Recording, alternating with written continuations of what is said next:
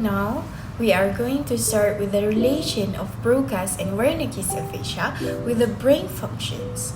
Do you know Wernicke's area and Broca'S area are two areas of the brain that play part in language? Broca'S is associated with language production, while Wernicke's area is associated with language comprehension.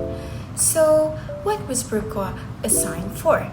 This Broca area is a region of the brain that contains neurons involved in speech function. It controls motor functions that involve with speech production, enabling the generation of articulate speech. The precise role of Broca's area in language production, however, is still being debated. In other words, damage to Broca's area can disrupt language production, but nobody is quite sure exactly what language-related function is lost to cause that disruption. Some have hypotheses Broca's areas is involved with producing movements like of the tongue and mouth that allow speech to be produced.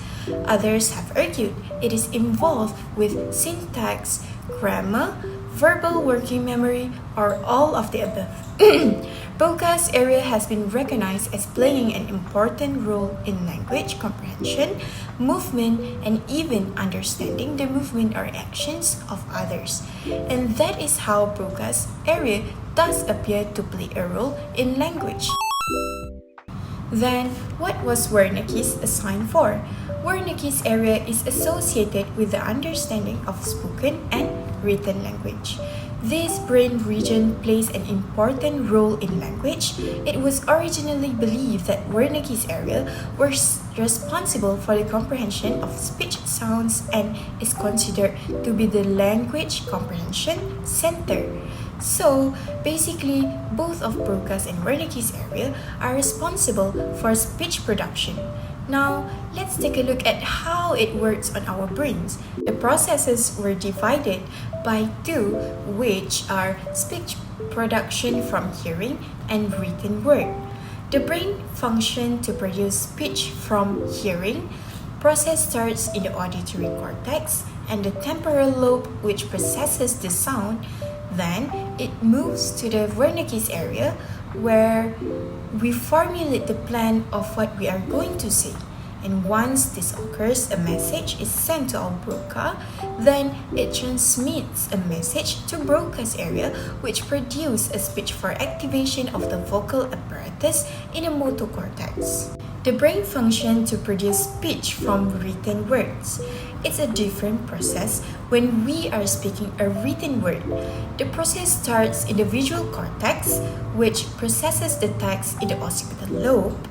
Then we move to yet the angular gyrus, which is a specialized area in the brain that processes text and creates an auditory code.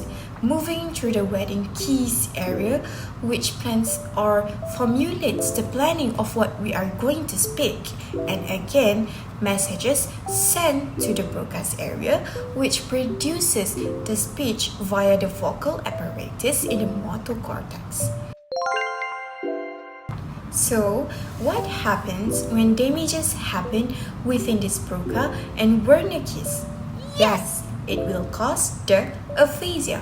When the brain was damaged on the Broca'S part, it caused the person to speak slowly and produce sentences with simple grammatical structure because the Broca part couldn't produce a good speech activation for the vocal apparatus.